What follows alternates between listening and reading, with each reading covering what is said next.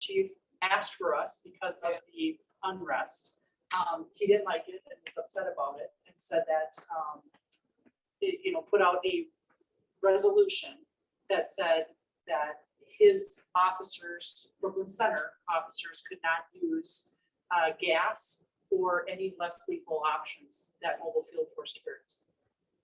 So that happened. However, and then Tuesday, I believe, was when their emergency council meeting was.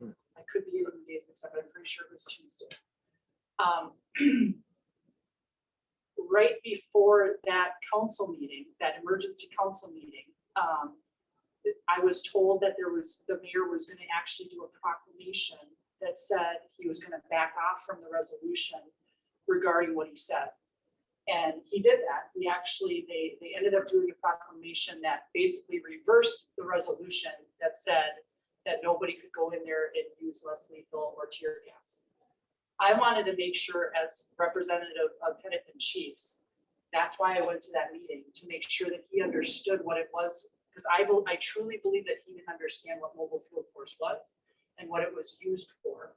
And I don't think he understood what the volatility was of the group, not the civil protesters, about the group that was causing the problems and trying to breach the original fence that was put up to burn the building down. And so that is why I did what I did on behalf of the Police Chiefs Association. And since then, I have been in several meetings with the mayor, as he's invited me to talk to him, to not just me, but the Commissioner of Public Safety, the sheriff, and others, just so that he can have a full understanding about what it is that we need to do in the future and how it is that we need to protect his community. So that's a long-winded answer. I'm not sure I actually even answered it, but that is why it gets us started. Yes, correct. So we appreciate that. And, I think there's still some unclear information, such as, was an ordinance passed in Brooklyn Center that prevented the use of tear gas? And then if it was, did the police abide by that ruling? Yeah. So there was for Brooklyn Center officers, never for outside agencies. Okay. And now even the Brooklyn Center officers, that's been rescinded. Okay. So to answer the question, we abided by everything that, because it wasn't privy to us as outside agencies. Yeah, that's what I think some of these questions came, closer to that time period where things were more unclear. Absolutely. And so people are, curious of if Crystal City Council puts a ban on using tear gas in our city, for any agencies, will it be obeyed? So I think people are worried that, we'll talk about what the worry is with exact tear gas, but I think people are worried more so, are the police above the law when it comes to the citizens and the council instilling a ruling? So I think people just want to be assured that if the council comes up with a policy, that the police are not above it. Yeah, no. And I will share with you both the resolution and the proclamation. I can email that to you so that you can share it with your group. That'd be great. And there's a ton of confusion with this. I'll have Brian. Well, I think one of the things, part of the chief's clarifications to the council in that was to say, and the mayor pretty quickly came out, because there was an ask that basically said the mobile field force uses the tools in order to keep both the protesters safe as well as the property. And so there was some confusion when the resolution was there, basically for those of us who are supervising staff to say, if you're telling me that the officers can't use the tools that they need to keep themselves safe or to carry out what it is they've been asked to do, then we're not going to send our officers there. If you're telling me that if they do something, they're now in violation of Brooklyn Center City Ordinance, then our officers are not going to go there. And they will stay here. We've got plenty of work to do here during that time. That's what we'll do. And so part of the chief's comments, I think, was to clarify and say, if you in fact say you can't use the tools that you need to do what you're asking to do, absolutely your prerogative, and we will totally respect that. However, you have to understand that that's going to impact the mutual aid that you're going to give. So I think my take, being in those discussions as they were happening, is if Brooklyn Center would have said, no, we do not want it used here, period. I think everybody would have abided by that. However, I think we would have had a much different end result to the property and peaceful protesters that were there. That's my editorial to that. There is definite discussion amongst Hennepin chiefs. Exactly that. What you're asking is, okay, the mayor has done this resolution. Does it apply to us? And if it does, we can't go in there then, right? So that was of concern, right? And then you read it, if you read the resolution, it does say only Brooklyn Center. But the other question came up was, look, we can't have this resolution if we're trying to protect you and your community. And that was the big reason why I went to that meeting, was to make sure that he understood what he was doing by putting that in place. Thanks for the response. And obviously it comes from the lens of law enforcement. I think the lens of community members will certainly vary. I think what I've seen a lot in our community is people are concerned about the effects of tear gas. Not only the effects of, say, the person's in attendance, but the fact of, like, say, Brooklyn Center, where there's apartments right there, and the tear gas getting into people's ventilation, where it's been proven time and again that it has health factors on bystanders. It has ramifications of harming and seeping into people's items, their walls, and really them having to then have costs to clean. Or these are a lot of people living in lower income places, and so the concern is that if these are used in residential areas like they have been, what is that lasting effect going to be? Because we know, through what we have for limited data on tear gas, it's extremely dangerous. It's why it's not used in war, but it's been approved for civil unrest because it's effective, as you say in your lens. But I think we're less concerned with that being effective as we are with the dangers of the persons in attendance as well as the innocent persons bystanding. So, curious if there's other tools that are less dangerous, less impacting, that would still be effective for you guys. My thought to that would be, I think there sounds like a little bit of an assumption in that statement that law enforcement doesn't care about the long-term effects of other folks who are around, and I don't believe that that's a true statement, at least from where I sit in the interactions I had as this was going on. That I think when the decision is made to use those tools, I think those that are there making those decisions, which is not the people standing there, that the people who are standing here watching it, are trying to weigh all of that out. And I think we just have to recognize in that kind of a setting that there's a give and take. And the reality is that the response could have been no response. That's fine. Personally, based on what I saw about the group that had gathered later, it seemed like every night it was, as we got later, they had no issues during the day and into the evening. It's when it got later that seemed to be the problem. I think you're down a building or two, and if that's a sacrifice the community wants to make, I think that's totally within the realm. But I would just push back on the premise of that there was no consideration for thinking that there might be an effect on people. I think that was very highly considered, and I don't think any of those commanders there were taking that decision lightly. Whether it was the right decision or not, certainly that's up for discussion. But I don't think it was just gas them all, put it all out there. I don't think that was what was going on.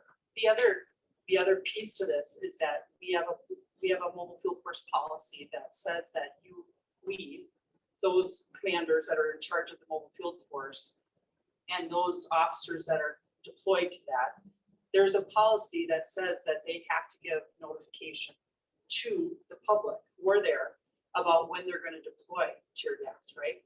And they don't just give one notification, they give several. And then they don't just do it. They again say several times, okay, we're going to do this at this time. This is going to be deployed. We give ample opportunity for people to leave the area. And so I think that's a misnomer too, where people think that the commanders are out there just shooting off this tear gas, not letting anybody know, not telling anyone at all. And that's not the case. We give people ample notice to get out of there knowing that we're doing this and why we're doing it. Sure. So just to make sure, because I don't think people really know that either. I think, sir, you had your hand raised. Couple of questions. Go ahead. Okay. My name's Janet. I'm a Crystal resident. Have been since. Nice to meet you, Jen. So, I think I'd like to, I think we can all say that like the situation at Brooklyn Park didn't go, or the center didn't really go how anybody wanted it to go. But I'd like to kind of back it up a little bit further and think about, I was watching quite a bit of the live Facebook feed, right after the incident and as the crowd was gathering. And my guess is you guys weren't involved at that point yet when they were still on 63rd. We were involved, actually. Our department was Okay. involved in the beginning, actually, yeah. And I wasn't there. And so, this is just the perspective of watching several people filming, watching things kind of get more tense and more tense. And knowing that we can't go back and do anything about that. But there's going to continue to be more incidents likely. Some things happen. The perception is different. People get an idea and run with it, and I get that. It didn't seem like the perspectives that I was seeing did not show much, if any, engagement as the community members were concerned, as the body was in the street for hours. It's kind of, there just didn't, it seemed like there could have been an opportunity. I don't know, maybe there's no role for this. It seemed like there could have been some kind of opportunity for someone in law enforcement leadership to meet with a couple of the people and say, this is what we're doing, to respond to the concerns about how long he was out there. I think that really seemed to agitate people, and it definitely concerned me as to how long that took. But it just seemed like there was kind of this wall between the people that were upset and law enforcement. And I just wonder what opportunity we had at that point to engage and try to keep people, obviously they're upset and they're going to want to protest. So what avenue can we give them? Can we say, yes, this was not an organized, permitted protest, but what can we do right now? What can we give you so you can let your voices be heard? We'll tell you what we can. There's a lot of things we can't say, but just how do we have that engagement in the moment so that people can have their voices be heard, do it in a way that's productive, and that it doesn't have to escalate. Yeah, it did. Yep. So I'll just start off by saying that it's not my job here at all whatsoever to, I don't want to bash Brooklyn Center PD or what it is that was done. Yeah. Right. My role obviously is to give you our perspective, what it is that we would do or do differently or whatever. Right. And so I just want to put that out there to make sure when I said that our officers were involved, three of our officers actually went to the scene after Dante was shot and actually performed CPR on him. So that's how our involvement started. And I will tell you, and I hope Brian knows this by now, and certainly our council knows based on what we've done here in the past. And we would be out there. I would be out there first and foremost, front and center, to be honest with you. If some tragedy like this were to occur, engaging with our community and telling them exactly what it is that's going on, at least what I could tell them. And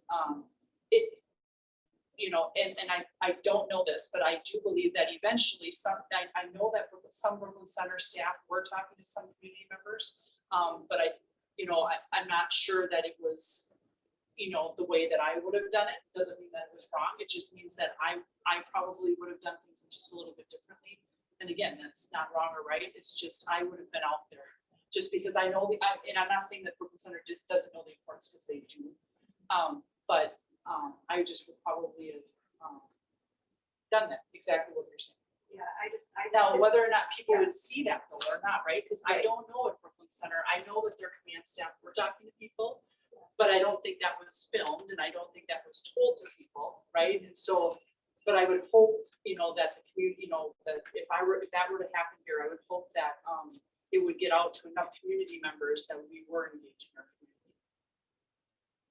Part of the issue in that, in a scene like that, just talking to our officers that were there after the fact, after it was all done, and just trying to help with the crowd is, I certainly, to be candid with you, if any one of our officers made a statement to somebody, we'd have to have words. You don't have it. You just showed up here. You don't have enough information. That doesn't mean you can't try and calm people down, have a dialogue, but you're not in a place to be able to speak to it. And the other problem is, because the concern about how long Dante's body was there is a totally valid concern. I understand why that would be. I have a 20-year-old son who looks very similar, so I get it. On the same token, I get that had that body been scooped up and taken away, then the concern is, what are you covering up? Why are you not doing a valid investigation here and doing this the right way? And so that's the competing interest in that particular example.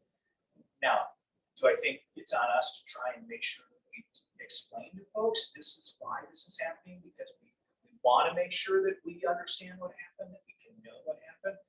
Yeah, I think you have to explain it, but you don't. Certainly, unfortunately, we've had some homicides here in Crystal, and we don't move things faster than they move, because we want to know at the end. I've had numerous crime lab technicians tell me you only get the scene one time, and once you're done with the scene, you don't have it anymore, and so take your time to do it. But with that comes the trauma of doing that, which I think, frankly, is why my understanding is why the chief said at some point, you got to cover that space up at least, so it's not such a visual. Learning probably, you would say. I mean, I definitely think that, especially when a body is in the position, when something happens and you come across it, you need to document everything. I mean, he had already been moved because we had done resuscitative efforts, so I guess I'm not sure how much preservation was needed at that point of exactly how he was laying. I don't know that, I'm not an expert in that, but I just think overall an opportunity was missed, and I like hearing that you would probably approach that situation differently, because it felt like there was an opportunity there to have a little more engagement and a little more dialogue and just a little more compassion for how distressing this was for the onlookers, and things might have, it may have gone the same, but I just think there was an opportunity.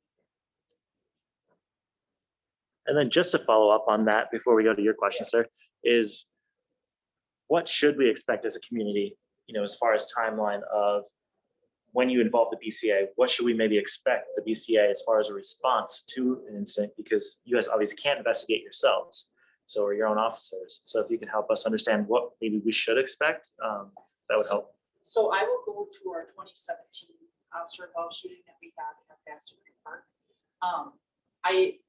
Within probably an hour of that incident, I was on camera talking about the incident, even prior to the BCA telling me that I should do that, right? Now, that may not be the case in all OISs. I may not be able to get out there as quickly as I did, but I did it because I knew that it was important for the public to hear. At that time, I couldn't give the announcements of who the officers were yet, because the BCA was just arriving on scene. And so it usually takes them 24 to 48 hours to release officers' names of who was involved. Now that could, when I say that could, it's up to them on it's their investigation, so they're going to release it when they release it. But usually it's within at least 2 days, sometimes 3, but it depends. And do they say when you can speak, or? No, they don't get to tell me what to do. Okay. No, I speak on my own. But with that said, I also want to respect the investigation, right? Just like any other, you take the OIS out of it. I probably should be careful. I know Drew Evans very well, the superintendent of the BCA. He's going to watch this and go, "Oh, wait, nice comment stuff."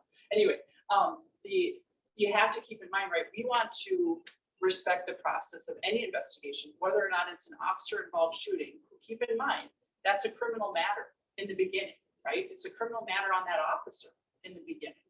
And so just as if, God forbid, Councilmember Therese Kaiser decides to go commit a homicide, we would treat it the same. It's still, I would still have to treat her the same that I treat one of my officers, right? Because it's still a crime scene. It's still in preservation of what the BCA and how they're gonna investigate that crime.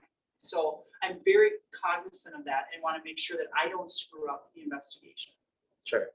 And then just to give you an idea of the hurdle that you're up against is when we look at George Floyd's murder and we look at the police statement that was made, there wasn't any indication of an indictment or that an officer would potentially be indicted. So I think what you're up against is we've seen what police say, as far as report, and then it requires some crazy video evidence for the public to turn that statement upside down.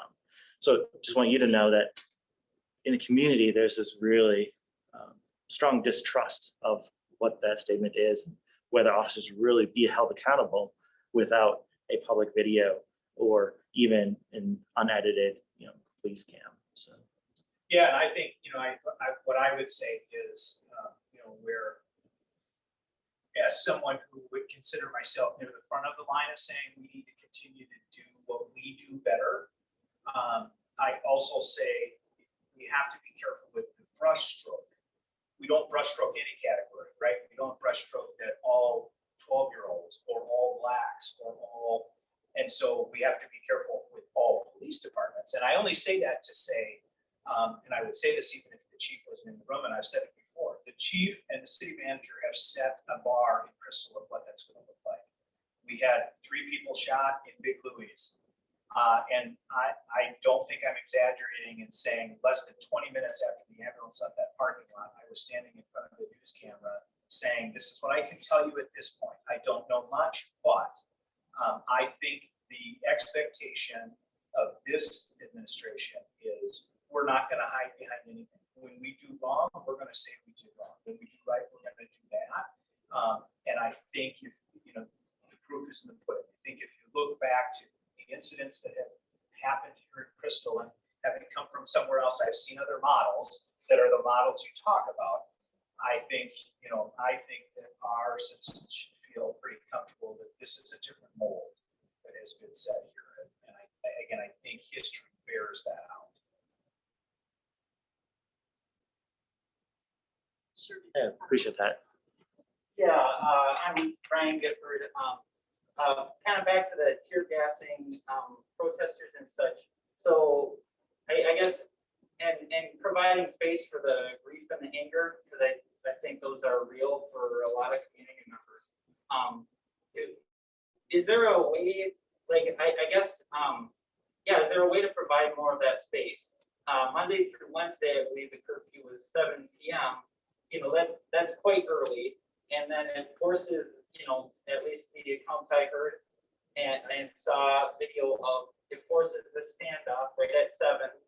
All the peaceful protesters are, tear gas, pepper sprayed, and rubber bullets. And then you go to Thursday where there was no curfew and the protest dissipated on its own. So I'm wondering if there's a way to, allow that grieving to happen. Charles and I were at the vigil on Monday at 6:30, and the community is praying and grieving and mourning, and we all get text alerts about the curfew, and there's helicopters flying overhead. I mean, from on this side of it, it feels like a police state, And if we're not allowed to grieve and express anger in a healthy way, and then that gets layered on top. I heard a story of a person that was vomiting from the pepper spray, and the police took all the people helping him away, and then pepper sprayed him more. But that's like real violence against people that are grieving and mourning. I'm wondering if we can think about ways to open that up and allow more of that. And then I guess so. Thursday, no curfew. Then Friday there was suddenly a curfew, and 15 minutes later, press and the whole protest was tear gas without. I didn't hear that there was the notice that you're talking about, Stephanie. of, and then everybody arrested, and then people are arrested for several days. This feels like a real battle that we're not allowing community members to mourn and grieve. Sure, so let me, I'll start off with Yeah. I'll start off at the beginning and then kind of go Yeah. with it. Yeah, and I'm Go just to the wondering about ways we Yeah. can change. Yeah, no, right, and this is all about, lessons learned, Yeah. not just for, for police, right? Yeah. And also for the community, lessons learned of what happened here over the last 2 weeks. And, I can speak about our city, right? Sure. And why we Yeah. did the curfew. And I can't speak to Brooklyn Center, but I certainly have an understanding of why, so I'll tell you why, Sure. but for what I think is the why. So I'll just tell you on that Sunday night, when this unfortunate incident happened, we had people, and I'm not sure you guys know this, so I'm gonna lay it out there. There were people in Brooklyn Center with rifles, shooting at banks, shooting at Walmart, shooting at all these buildings, shooting in the air. It was a scary situation. I was out, myself, my deputy chief, we were all out there in this, and it was scary. I'm not gonna lie to you. And I don't get scared too easily, but I was scared that evening. And I'll tell you why. I understood the anger. I completely understand why people are upset. I truly do when I say that. What I don't understand is the response of violence Sure. and the looting and the civil unrest. That's where I struggle with, right? And so that's why the curfew was in place, at least for the city of Crystal, that Sunday and Monday, and I believe Tuesday. Because you keep in mind that we get intelligence information that tells us what people are saying and what people are claiming they're gonna do, right? And so then we try to protect that building, we try to protect our city because of the intelligence information that we're getting. Now, with that said, it doesn't mean it's right, but it is how we were responding to it. As far as, I couldn't agree more that people need a place to grieve and a place to protest. I truly believe that when Brooklyn Center was able to get up that second fence, meaning there was a first fence that was put up there around the police department, right? And people were trying to breach it those first 3-4 nights or so. Once that second fence got up, then it seemed to calm things down somewhat for the most part, because even though people were still trying to breach that first fence, the officers were back quite a ways, and that seemed to calm people down because they weren't so close, right? And they weren't, so close to one another, I should say. And then a third fence went up, which even helped matters even more. So I'll just be honest with you, from a lessons learned standpoint, from a police chief, if God forbid something were to happen here and we had to preserve our city hall and police department, that's the first thing that I would think of to do, right? And the reason is because if we can do that to calm folks and give people a place to civilly protest and to grieve, then that's what we want to do. We just can't have the things that were going on Sunday and Monday night. We can't. We have to protect our community. That's what we're here for. And in order for that to happen, we have to do certain things like a curfew, not because we're trying to punitively measure other folks. And I want to make this abundantly clear, and Brian and I talk about this often. We do not, because we had to put a curfew in place last year with the Chauvin incident as well. We, the police, at least Crystal, I can talk to us. We are not out there pulling over David Cummings at 10 o'clock because he's violating curfew. Right. We don't care. We don't care about that. The reason why we do it is because it's a tool to make sure that we tell people, hey, you can't loot here. You can't shoot guns out here. You can't do that. If people are going to work, if they're going from their daughter's baseball, whatever, I mean, that is fine. So if that answers your question at all. I mean, I guess and we should probably move on to other questions, but I really don't understand Friday. Friday felt like, as a citizen, like vengeance, like Thursday was peaceful, second fest. Friday in Brooklyn Center. Yes, in Brooklyn Center, and I'm assuming, that this was the whole, county force. I think it was Operation Safe. I mean, there's National Guard there, so I'm assuming that was a coordinated effort. Yep. Friday, though, was when we suddenly, it seemed like suddenly police and National Guard decided to tear gas everybody and break up the protest. They instilled a late curfew, and then 15 minutes later, even the press were eating flashbangs and everything. So that's what I'm wondering is, can there be a measure, to your point earlier, of let's see when we can't, let's try not to use tear gas. It seemed like it was working, and why the reversal for it. Yeah, I mean, in terms of any specific use or incident, each part of where there was struggle that the chief alluded to early on was there was a question about who was in charge. Brooklyn Center made some staffing changes, so they weren't sure who was in charge of the police department. The mayor said he's in charge, but it really can't be by state law. And so there was that, and then it was the sheriff's office is going to take over. So I think some of it was a little bit of who's on first, to be honest with you. Now, I wasn't in there. I was here holding this city down, but I don't know how that translates. What I would say here is, I don't believe that dynamic would play out here. I think the dynamic that would play out here would be that the chief of police is in charge of what's going on and will give the okay to do what is or isn't going to happen. Okay. That'd be more a question. So there are some questions by Zoom. I think one's more rhetorical and just a statement. Meta says, we understand that there's a give and take, and there's good protesters and bad protesters. However, we are hearing multiple good protester accounts of law enforcement being downright abusive towards groups of peaceful protesters. Press were being actively targeted, and protesters who were being severely adversely affected by the tear gas, i.e. having a seizure or vomiting or down on the ground, people that were administering aid were then also maced and sprayed directly by police in close range. So assuming that there's no one to help these people, if the police are attacking the person's helping. So she says that there felt like a wanton disregard for the life, that was present. And she says, please avoid the not all cops rhetoric. We just heard and addressed this. And then the follow-up to this is, a riot is the language of the unheard, which is from MLK. So a continued lack of tangible change, then protests will continue. So the questions are, what change has Crystal put in place in the last year to avoid any future deaths at the hands of officers? That was a lot of information. So like I said, the first part is I'm gonna rhetorical. push back a little bit on the all cops rhetoric and saying that we address this. I don't think, yes, I think those of you who have seen Brian and I speak and Ann over the last 7 months, 8 months or so, I'm sure you all feel the same.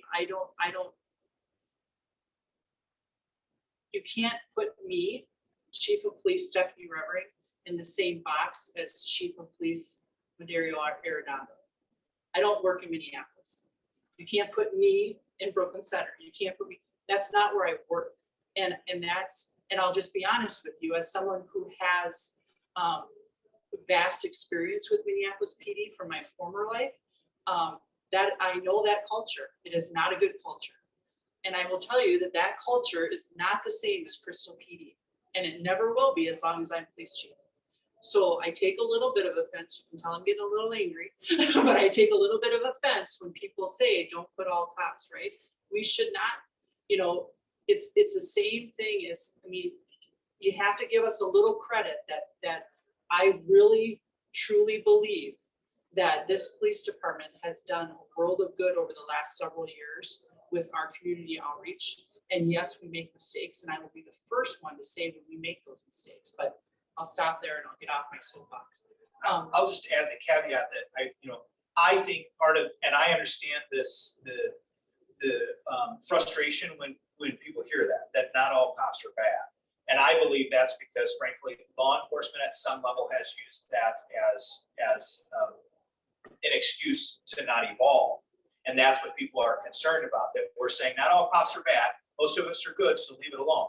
I personally don't believe that. So when I make that statement, I say, I come to work every day and try and make sure that we continue to move the needle on how we can improve. And if every time someone looks at me and says, yeah, you're a cop, so obviously you're not doing that, I go, well, then I might as well leave, and I'll take anybody else who has the same opinion with me. That my point is not to use that as an excuse to say, leave us alone, stop asking hard questions. questions. That's not the point. The point is to say, I'm just asking that we come to a point of respect of, we're trying to figure out what the recipe is to change things, to move us forward, to evolve, to all the stuff. So I understand the frustration behind that statement, and I just want the context to it. That's not me making an excuse. That's me saying, we have lots of good cops who are doing lots of good work. Do we need to do more? Do we need to do it better, different, change? Sure.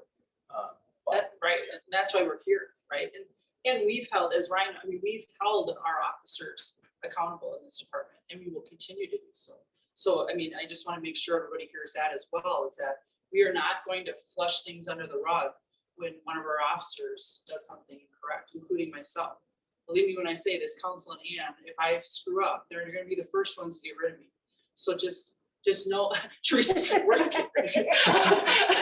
I realize I didn't So react to that, but just know that's how passionate Brian and I feel about you, the community, and making sure that you hold us accountable, right? I mean, that's how passionate.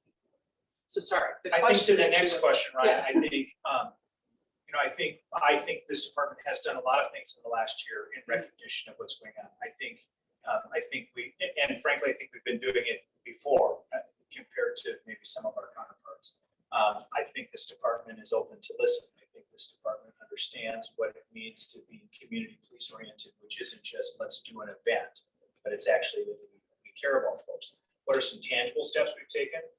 We have wholesale, top to bottom, very painstakingly reviewed all of our use of force policies and have changed them based on the feedback, the comments that we've heard, the things that we think the community is looking for to make them more plain English. And so I think that's a very tangible step to say we're trying to listen. We have started our collection of our use of force data in a way that we can, we've always done it, but it hasn't been in a way that we can track and report. And so we're making a move to do that and to be able to report it to the community and say, here is what it is, whatever that means in terms of what we may need to look at doing differently. We have moved forward with trying to figure out how to tangibly collect data regarding the race and gender of those that we have contact with as a police department, and comparing how that compares to our community as a whole. Now we're new into those things, and obviously that's going to evolve, but certainly I would hope that would suggest that our PD is not sitting on our hands going, this will go away, you guys are fine, move on, but saying, okay, people are asking for info, people are asking for us to quantify what it is that we're doing, and so we're trying to figure out which isn't just as easy as a tick box to do those things so that we make sure that the data that we have is good so that we can use it. They're not wholesale, but certainly I would contend that we are very proud that we're continuing to try and listen and evolve and not sit still. So those would be a couple things that I would say we've done in the last 6 to 9 months in can I response to it. offer up a couple of Please. things I think you've done? I Please. think we started having a social worker embedded in the police so that there are other alternatives to just traditional police response. We also have some mental health professionals to help our staff be more present and functional, not that they're not present and functional, but just to get that extra help. So I think those things really help too. I know we're just starting, but that's more tangible stuff that the police department has undertaken to really try to help how we respond to residents. And since we have you maskless and helping out, and can you expound on, the diversity direction you've given city staff and the police department in the past year, given what's going on? Well, the city council, to their credit, has added a 4th priority that they really want Crystal to be a welcoming and inclusive community. And so they have started work. We have all started, the senior staff and the city council collectively have started working on better understanding what our current cultural competence is in terms of diversity, equity, inclusion. And we will start with community conversations in June 23rd, I think, with an open invitation to the community to try to get input so that we can develop more policies and better understand what the city's role is in equity and inclusion. So we're baby steps, but we're starting. Sure. Appreciate that. And what's been kind of the force behind the city taking those measures or instilling that pillar?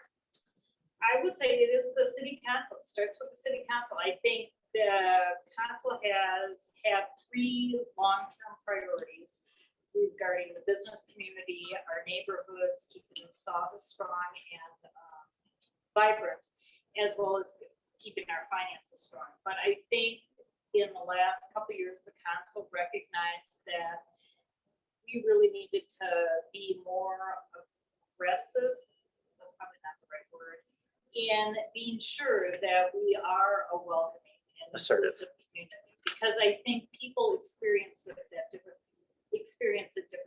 People who look like me, I think probably more uniformly would say they feel welcome to the community. And I think people who may not look like me may not have had that same experience. And I think the city council, and I'm sorry, I'm putting words in the council members' mouths, but I think they think that is very important that everyone is. So that's where. Thank you. Appreciate your answers. Just comment from Zoom, which is, it's heartening to hear that you feel Minneapolis culture is bad and that Crystal is vastly different. No offense was meant. And I'll just apologize now. and then a thank you to Brian. I do believe that the 2 of you, and as far as I can tell, CPD is indeed trying. So, were there any other questions before I go onto the list? Yeah, David. So I'm David Cummings, I'm one of the Crystal City Council members. My question is more about things dangling from like a rear mirror. So I've always thought of that as every person I've talked to basically sees that as an excuse to get pulled over, would you agree or disagree? But I'm wondering why is that law there? Like, why did that continue to be? I know there's some pushback at the state level to maybe get rid of that law, but just wondering about that law and maybe talk about that. It seems like to me maybe it's an excuse to pull people over, maybe other offenses that would be happening. So. Yeah, I mean, to the guy who actually does traffic stops. I mean, the conversation right now, is about this concept of pretextual stops. And, one of the things that is great about our system of government is that we have structure, right? We're not part of the legislative branch. No police officer makes any law that's on the books. So, my statement would be if we don't like the law, then the law should come off the books. If we, and great, I'm going to enforce whatever laws you tell me are in the book to enforce.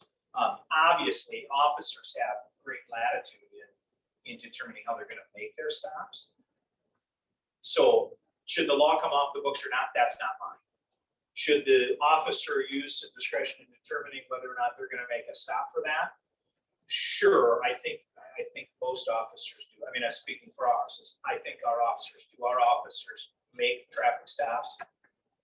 We don't make a huge amount of traffic stops, but we make traffic stops. And the issue of tabs, suspended objects, whatever, those laws are on the books, and I expect my officers to enforce traffic laws and to do it fairly and equitably.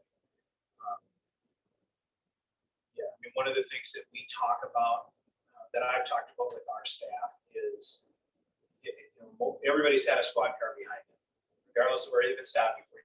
You've got a squad car behind you, and the hair in the back of your neck goes up. If your lived experience, based on what you've experienced or what you've heard experienced, makes the hair on your neck go more up, if you will, I understand why. I also have stopped vehicles in the middle of the night as an officer by myself, and the hair on the back of my neck stands up. I argue that in that interaction, once we get up there, the burden's on the officers to bring that down and go, we're fine. This is going to be fine. Let's just get through this. And I think officers need to keep that at the forefront. So that's a nebulous answer to say, if the law's on the books, I am fine with our officers making stops for it. I do not believe that our officers are routinely making pretextual stops. And again, some of our data may bear that out as we start tracking this more. But am I gonna say that I don't think our officers should make a traffic stop for expired tabs? I'm not gonna say that. It's a law in the books. Remove the law from the books if you don't want officers to stop. What I want is, what's that interaction gonna be like when the stop happens?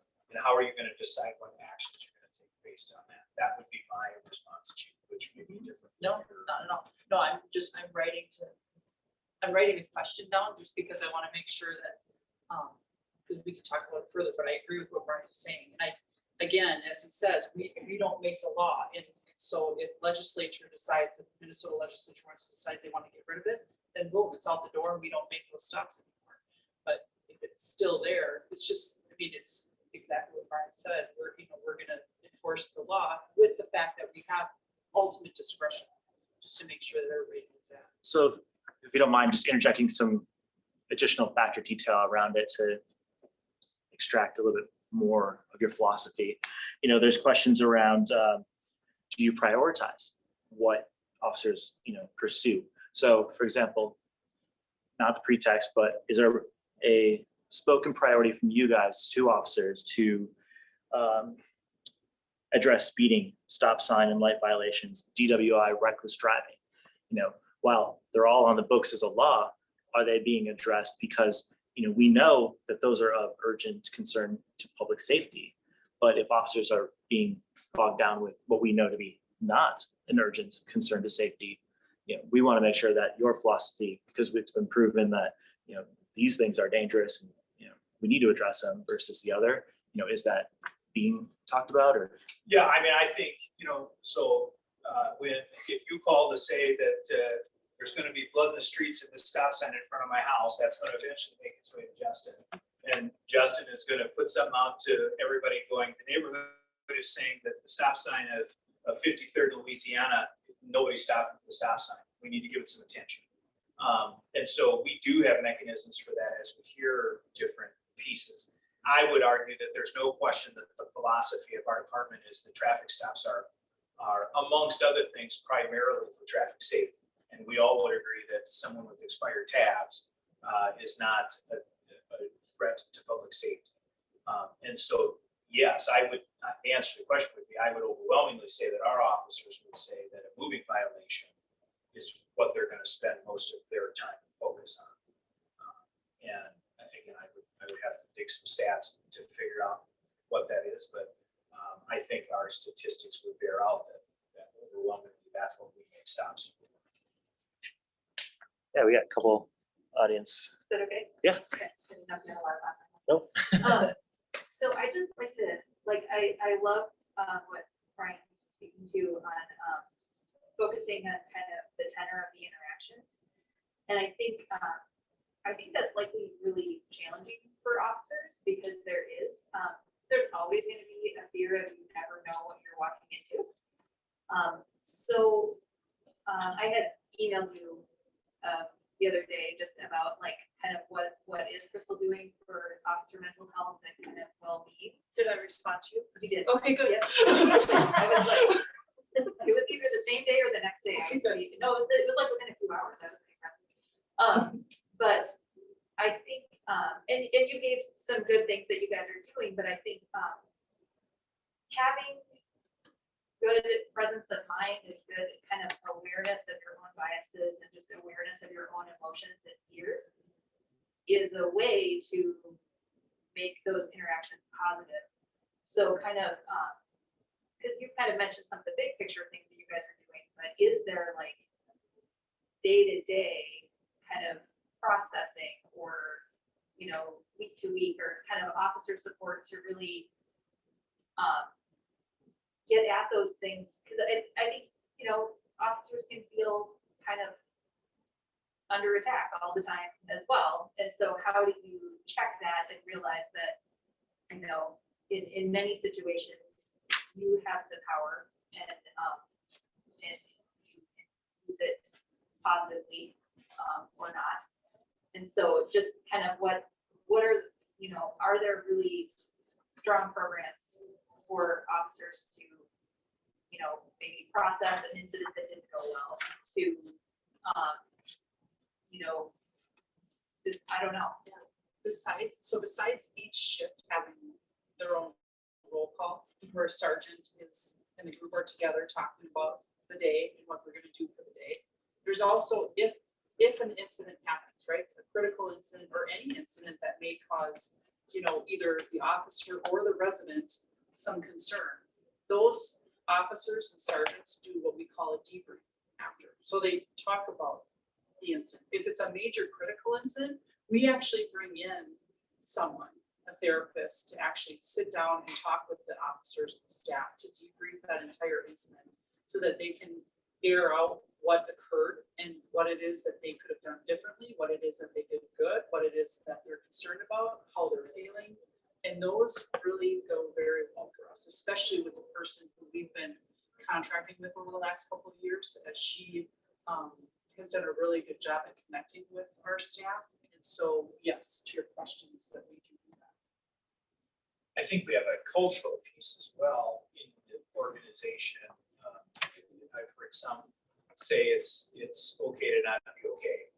And from the top down, we've tried to say, yeah, we're all human. And that was a hard call. And that, I think we as a society are just now really starting to learn the concepts of cumulative PTSD. And anybody who doesn't think that an officer hasn't been in the shop more than 5 years and doesn't have it, obviously needs to come and spend some time riding with us because it's there, right? And so I think we continue to try and say, yeah, hey, Justin, that was a hard one. You doing okay? And the nice thing about working together as close as we are is when someone's off, they're off. This isn't them. And I think we've, at least amongst our team, this is not just unique to us, but I know of our team, we've got a culture such where, that's not going to go unchecked.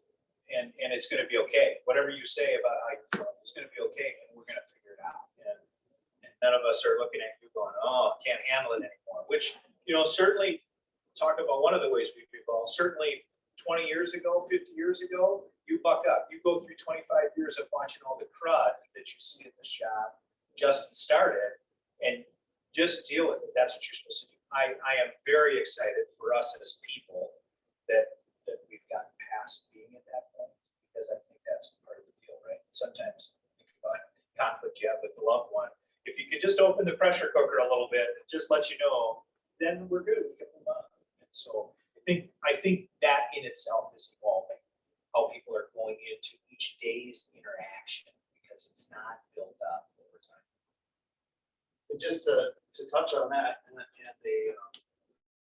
piece with our culture at Bristol PD is that we have an administration that doesn't. If I were to go to a call, and maybe to the other 4 officers there, 3 officers there, it was a nothing deal, didn't affect them, but for whatever reason it affected me. I at any point know that in the culture of our PD, I can go to my admin and say, hey, something about that really bothered me. I'd really like that. And they at any point that they sense, hear, or feel that one of us could use that and it could be beneficial to us, they'll jump at the chance to set one up. That's never an issue, and I think that all of our officers really know that, and they utilize it.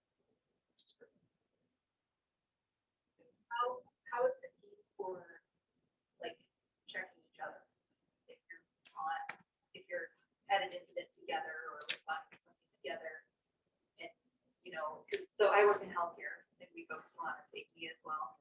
And part of our safety culture is a team check, or being able to kind of ask an escalating question and try to intervene in a situation that you think something unsafe is about to happen. So is that culture kind of built in for each other? Is there good team accountability where, if somebody says, hey, maybe you need to step back, do people respect that? Yep, good question. We talked about this right after the Shulman deal, and our staff talked about it at great length. Brian tells me often that I need to step back, so I'm used to it now. I'm just teasing. Yes, I am confident to say that we have officers that would intervene I've seen it happen myself. I've been on a call or two where I've seen it happen. I'm sure these guys would say the same. So I'm pretty confident with that. You know, I hate saying the always, right? Because I'm not going to say always, but I am going to say that I'm pretty confident that yes, we do have that. I think I think some cultures, some police cultures would take offense, or there's a very top down and they, you don't question me. But when team members are able to do this, it actually helps everybody and keeps everybody safer if you're willing to have that. And again, it is, I think one of the advantages is that our department is not huge. I think that does make a difference, right? If you're a department of 800 people, that dynamic is going to look different, good, bad, or indifferent. Certainly, we're small enough where, as we've talked about previously, I just can't imagine that you're going to have two officers together and someone's going down a path and the other one doesn't stop them. And it could be Justin, who's one of our most senior guys, and Lauren, who's one of our most senior or junior officers. If it's there, I think the culture is such that we're going to call it out. And I think part of that is because, and again, I keep praising the chief, but Lauren could ask the chief a hard question. Lauren could say, Chief, this doesn't seem right that we're doing this. And so if she's going to be open to that, certainly that has to, I hope by definition, trickle that people go, well, that's what we do here. We challenge up, we challenge over, because we're all in it for the right, we all want the right thing. We all want the same. This isn't, the chief knows when I'm pushing on her about something that it's not disrespectful. It's, we all want the end product to be great. And how we're going to do that is to grapple through. So I know we've talked about that in the past, and I just want to make sure that to add to it is, can you guys be sure that you have a pulse, not hope or maybe, just to challenge you guys to have a pulse, annually, whether it's having that one-to-one, say with Lauren, because the stripes on Justin's shoulders can be exactly what happened in George Floyd's incident, where you have three others just doing it because they see the guy with the stripes is who they need to heal to. So just challenge you guys to have that pulse. And then, in the private sector, a lot of us do peer reviews anonymously, or even not anonymously. So just having that pulse for supervisors of what do peers, experience with others, so that it's a forum for officer accountability, whether different approaches to it, but just again, a challenge of knowing versus just hoping and assuming. Yeah, I think that's a great point. And I will say that I know it happens in so much as, I hear from folks, hey, we're concerned about someone's driving, someone's over aggressive driving. Maybe use that as an example. Cops don't have much trouble. You hear the saying that nobody hates a bad cop more than a good cop. And at some level, I believe that to be true. I don't want Justin to tarnish the uniform that I have to put on every day. And so I say that I feel confident that it is happening because it does happen. I do know that we hear from our staff, hey, this happened, this person maybe got a little too upset. So we have some formalized structure to, I think, do that. But I think informally, certainly it is happening because I've experienced it happen. Wholesale, obviously everybody knows it's going to be different when the boss shows up at some level, but organically, I know that it's happening. Awesome. Yeah, and I was just gonna follow up on the more minor infractions like tabs and air fresheners and a count to 20, in that video, what I saw was having a PTSD response or a fight or flight, right? Is there a way that in some of these lesser violations that police leave their gun in the car? I mean, is that a possibility? Where I too work in the private sector as an engineer. The best way to solve a problem is to eliminate the risk completely. Are some of these small enough offenses that you just leave the gun in the car? So I'm taking a deep breath and sighing, not because I don't dislike the question. Yeah. this is gonna be so I don't wanna focus on Dante right now, but I'm gonna focus on your question about can cops leave their gun in the car? Yeah. When they go up to a traffic stop? Sure. Okay. No is gonna be my answer for my organization, and I'll tell you why. There has been many times, when officers here, have had, gone up to a vehicle and a gun has been inside of that vehicle, or a gun has been, from the person who is in the car, has been trying to get out towards that officer. So if that officer can't protect themselves, right, if that gun's in the car, do you know what I'm saying? So that's why I say no to that. Now, with that said, I am not gonna dispute the fact that what happened to Dante Wright is absolutely horrible and tragic. It did not need to happen, okay? But with that said, the officer is, and I'm not gonna, I'm not trying to be defensive. I hope you know that I'm not trying to debate whether or not what happened, because it did. But what I'm trying to say is that when an officer is going to approach a vehicle for whatever reason, no matter what it is, their main focus and job, right, is to, at least in our organization, have a cordial interaction with that person who's driving that vehicle, and for whatever reason, why they get the reasonable suspicion why they pulled over that vehicle, and to be done in either not arrest, not cite, or arrest or cite, and then go back to their vehicle safely, right? That's the main goal. And so that citizen is safe as well, and the citizens around that vehicle are safe. So it's hard for me to say no to you like that, but it's true. I would never tell my officers that they should be leaving their gun in the car, because they have encountered dangerous things when they've made traffic stops. Does that make sense? Yeah, it makes sense. It's unfortunate. I mean, just the presence of a gun. My family, Absolutely. people have dealt with PTSD. Yeah. Just the presence of a gun. Absolutely. Trauma. Yeah, absolutely. I don't disagree with that at all. And when we talk about traffic stops, and I shouldn't admit this, especially with my boss in the room, so I'll say it. It's since I've been police chief, I've been pulled over 4 times for speeding. Okay. And each time my hair, like Brian says, the hair goes back in the neck. I'm a cop, for crying out loud, right? So I know that if I feel like that, I know that you as individual citizens and those Black individual citizens feel it even more. I understand that.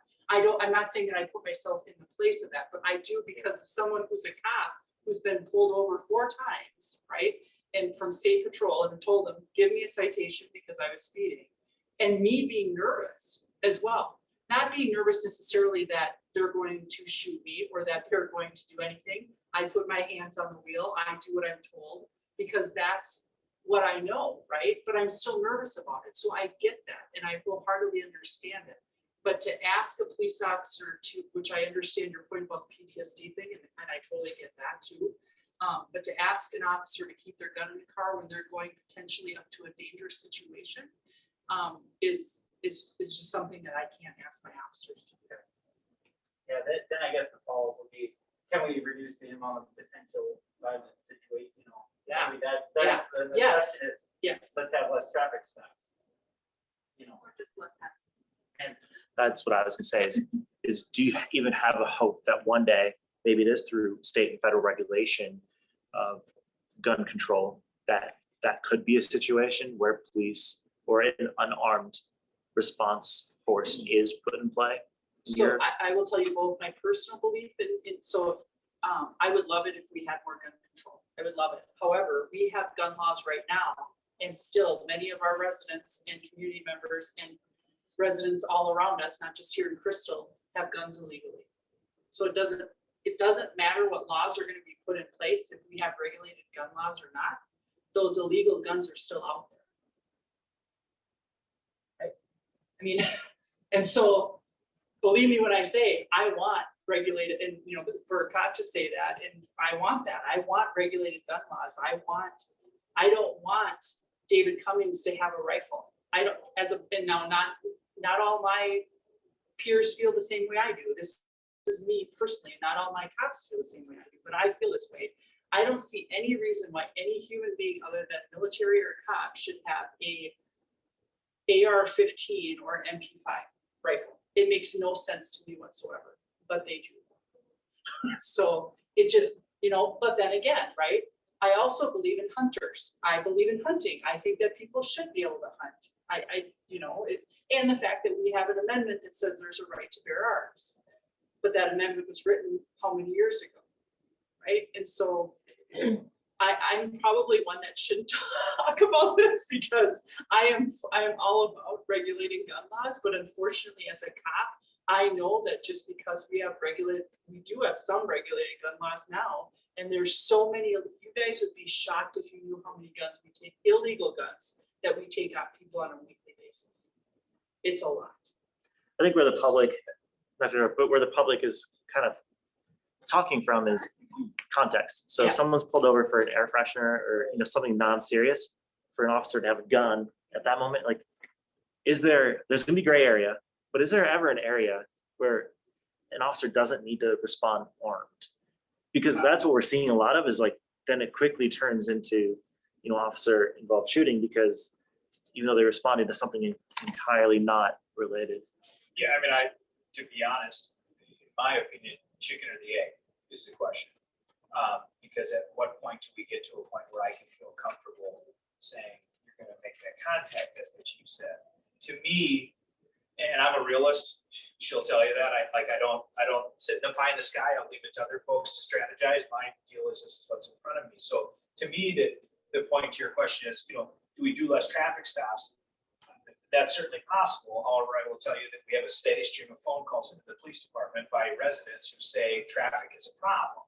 And so I don't know if scaling back solves a problem, potentially creates a bigger, different problem on behalf of the residents. Now, certainly we can have a discussion about weighing out what's more important, but nonetheless, my job is a city council that says your job is to respond to the community, and we've got some community that says this is an issue.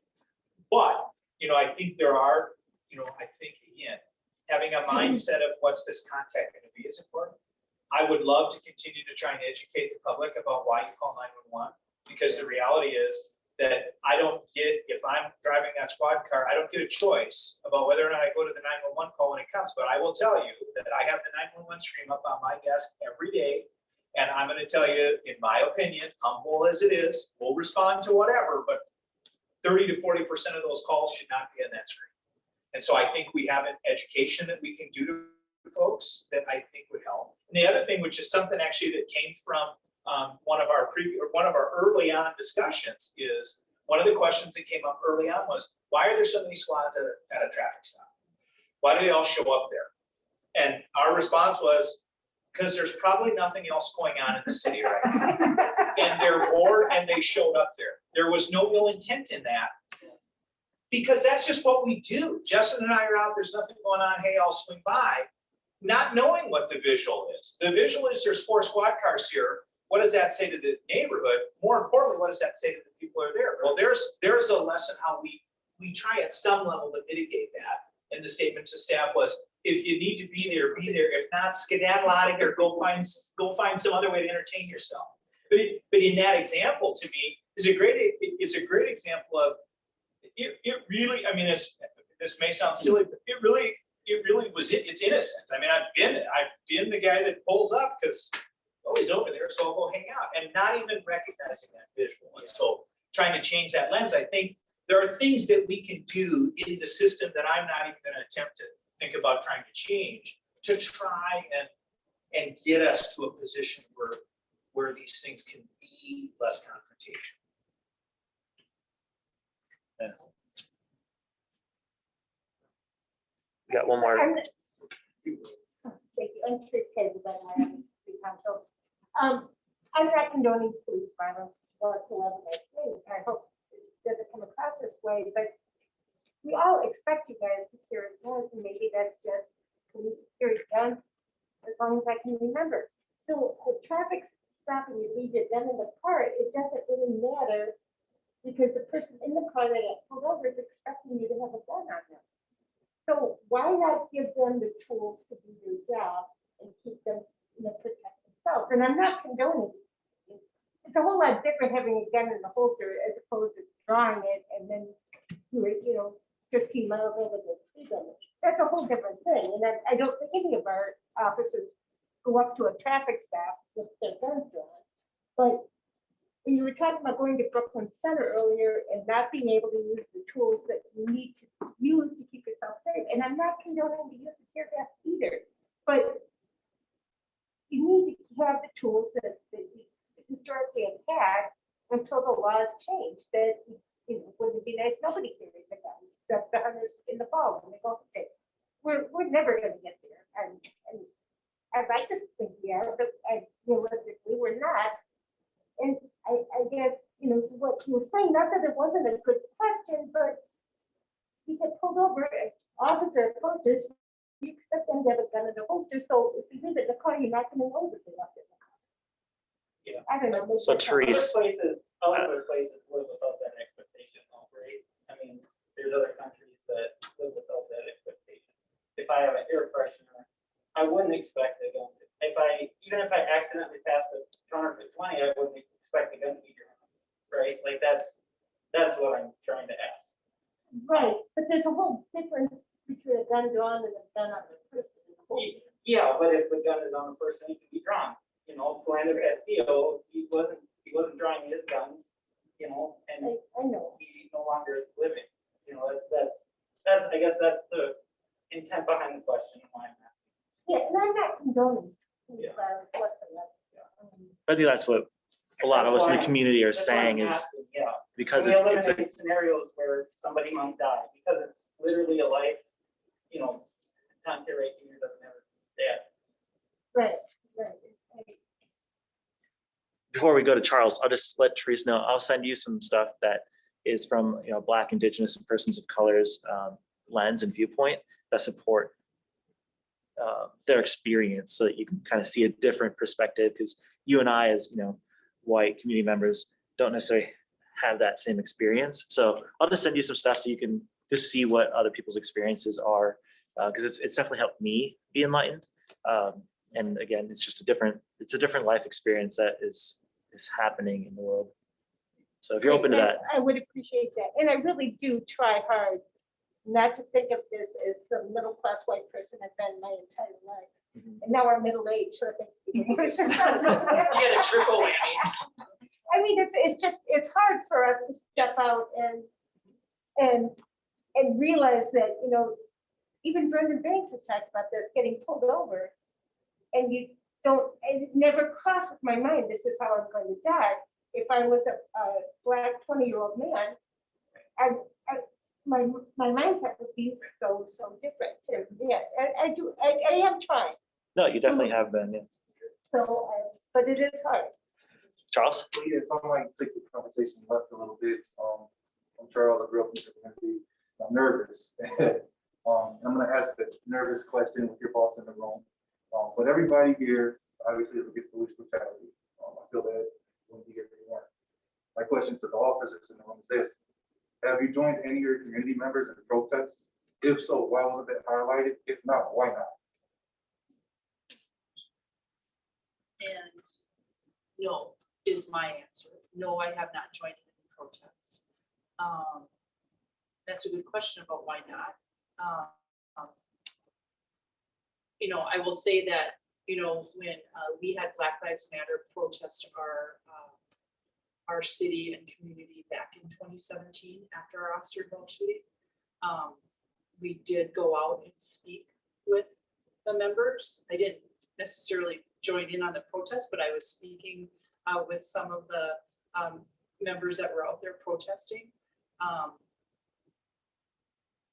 don't, for me personally, I understand, I hope you know when I say this, I understand the protesting completely. Peaceful protesting, that is. I'll never understand the not peaceful protesting, but I do understand peaceful protesting. But I don't know for me if it would be appropriate to join in on the protest, especially if it's against one of my staff who is under investigation. Does that make sense? So, for example, No, go ahead. No, I said help. Oh, okay, yep. So for example, let's just take, let's just take the 2017 Oxford ball shooting. You know, there's an investigation piece that happens both criminally and civilly, or criminally and administratively, I should say, and potentially civilly as well. And I am a representative of the city as a whole, right? So I wear a lot of hats, one of which is to represent the city and the city council and to protect the city. I also represent the hat of, I want to make sure that my officers are getting everything that they need to do their jobs and make sure that they feel supported by me, right? When an officer-involved shooting happens, and that particular one in 2017, there was a criminal element to the investigation, and then there's also afterwards, I have to do an administrative review, meaning I have to give it to, not Ben, but Brian or someone else, a lieutenant would be doing that investigation, and I can't taint it. Does that make sense? Yeah, that makes sense. And so now, with that said, obviously there were some police chiefs, you know, that were taking a knee during some of the things that have been going on over the last 2 years. That to me, that is not joining in on the protest. That's joining in on the solidarity of what they feel that the folks are going through, right? That's what that is. But the protesting piece, I'm not sure if I know of any police chief that has done that. I could be wrong, they could. But for me, I don't think it's right for the city that I'm supposed to represent and make sure that they, you know, that they're legally, that I'm doing everything legally possible for them not to get sued, or if they do get sued, that I have to represent them. And I have to be a part of those civil and criminal procedures, just like Police Chief Arredondo was when he testified against Chauvin, right? That is something that I potentially would have to do. So it's hard for me to say no to you like that, but it's no, that I haven't done it, and I probably won't for those reasons. Even in Brooklyn Center, because, you know, I mean, we've been drawing a distinction between Crystal Police Department and Brooklyn Center Police Department, and Minneapolis Police Department. So you're saying would I, so you're saying would I go into Brooklyn Center or Minneapolis because I don't agree with what Minneapolis culture is like? Is that what you're saying? Yeah, if you see a problem there and you see that, you know, police intelligence officers Yeah. all over against, Yeah, you know, I would think that it would make your job easier if you've shown that, hey, I'm with you guys in this. Yeah. You know. yeah, no, that's a valid question. So, I'm thinking. I'll swing it and Okay. you can answer. So my answer would be, I have not protested and I won't protest. And the reason I say that is simply because I think there are lots of ways to affect change. I believe in a whole lot of things that are and are not going well in our society right now. And any one of them, if I was a protester, I would protest because I don't have any problem saying what I think. I'm not a protester. That's not a shot, not even a little bit. For me, as I've been very, very open in saying, I think we have work to do. I believe my role in that is not to stand on a fence and protest, because we have people that is their role and they're doing it. I believe my role is to work with the team of folks that I am interacting with and the other people that I have an opportunity to interact with and work to institute change. And so I simply say no because I'm not a protester. That's not the way that I'm going to instigate change. And again, I hope that's clear that I'm not saying we shouldn't protest. We can look for years and years and years of this country where that's affected it. I'm saying that's not the way I'm going to get into doing it. I feel similar. There's all the chance I'm not a prison person. I can't do the chance. They good. So I hear what you're saying. I guess ultimately that when I've seen videos of officers taking a knee with people in their community, and the kids will just go wild cheering. Yeah. Why don't we have that here? I mean, why is it so much police against the community feeling? And not just here, I mean, other places. I think it would be really effective if police officers came out and said, this sucks. I hurt with. Yeah, and I mean, to be real honest, I mean, to be really open and raw, it sucks all around. And it sucks for our cops. And what I told folks in the days after the Chauvin incident last year was that and I think we talked about it, that was hard to watch because that shouldn't happen for all kinds of regards. For me, that was compounded because I am watching a group of men and women come into this place every day trying to do the right thing. Got areas to tweak, things we got to do better, lenses we got to look through, yes. But every day they're coming in here more and more defeated that they've got a world against them that says everything that you represent in what you're trying to do here sucks. Now, I know that is not the statement, but when you're in it, that's what it feels like. And so certainly as a leader, part of what I need to do is recognize I need you guys in the right headspace. And if you think, and so I want to help you understand why is this anger here?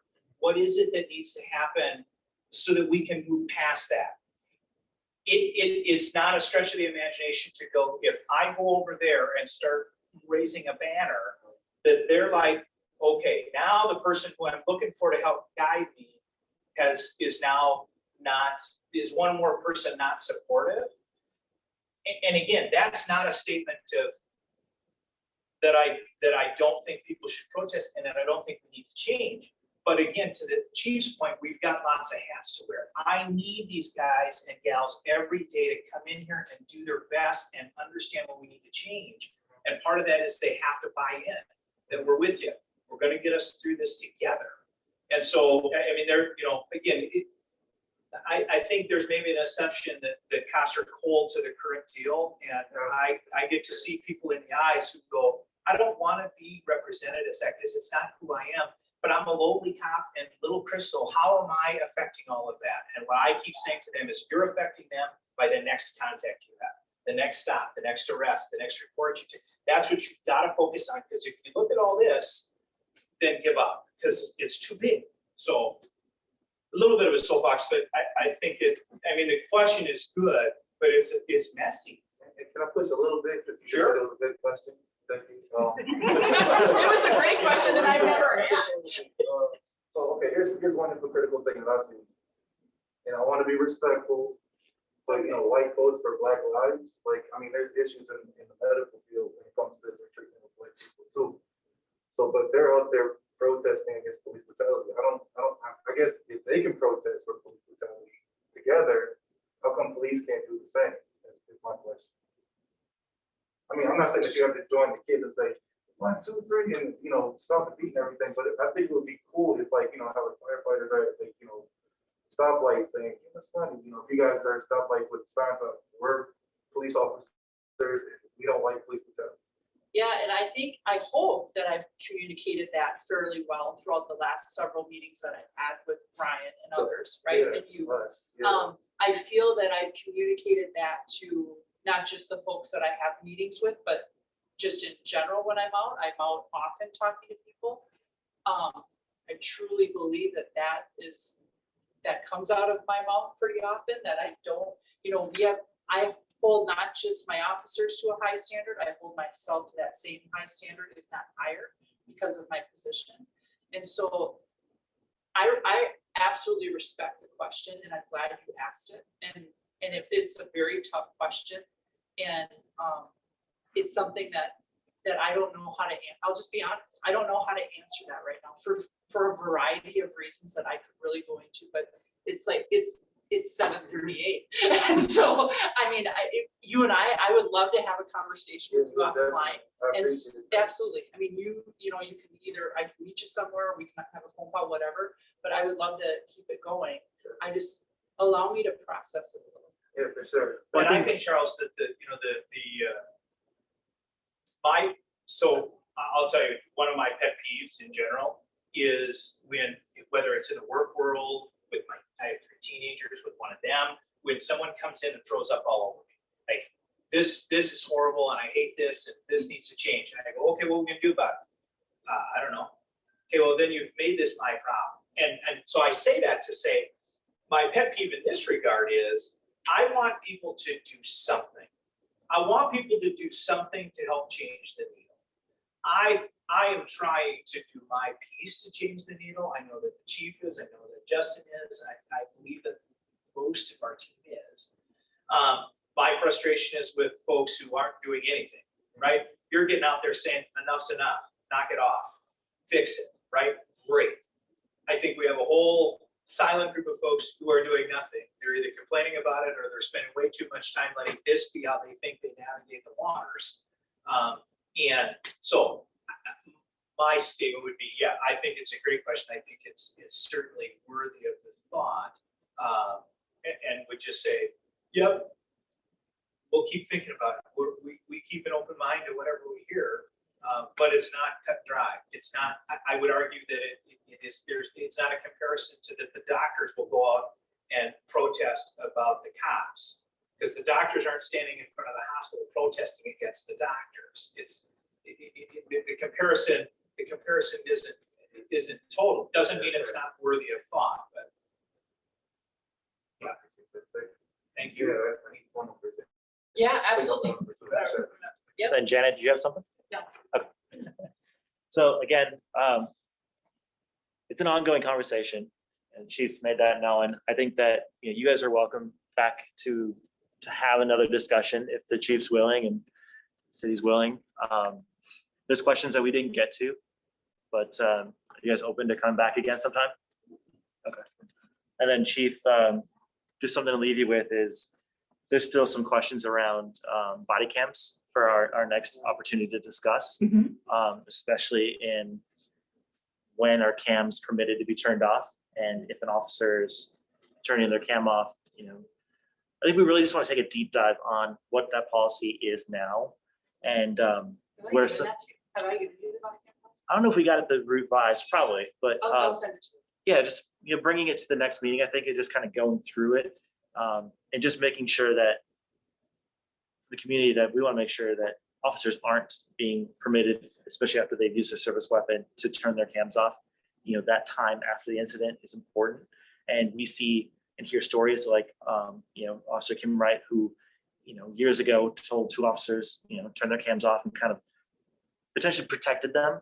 We want, in an officer involved shooting where they potentially are now a criminal, to ensure that policy is protecting the victim and the city and the residents by the cam reeling, and that there's potentially opportunity for policy addition that officers are reprimanded or required to essentially turn in their resignation if they think that they need to turn their camera off, or just there's people that want to have that discussion. So just to preface that.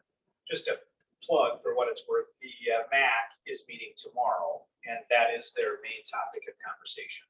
So anybody that might be interested in tuning in, not tuning in. No, it's a Zoom. Is it a It's Zoom? in person. Is it Zoom? It's a Zoom meeting. So anybody that's interested can get a hold of the PD tomorrow at 7, and we're going to do a deep dive into it. Why am I talking? I should say 7 Eastern. 6 o'clock tomorrow on Zoom, if anybody's interested. That's the main topic. Is there a link on the city's website? Is it private? No, you might have to contact me and I can send you the link. So for those that don't know, the MAC is Multicultural Advisory. advisory. It's through the JCPP. It's a Hennepin County program our city subscribes to that gets community feedback, kind of similar to what our group's doing.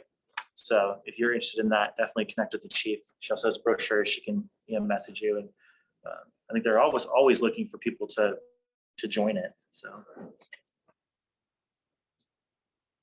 shameless plug for you guys. I'll take it. Yeah, we will, all day. All right, well, thank you, especially the council members. It's been a while since we've had you guys in the room, so appreciate you guys being flying along and even participating. Thanks a lot. Absolutely.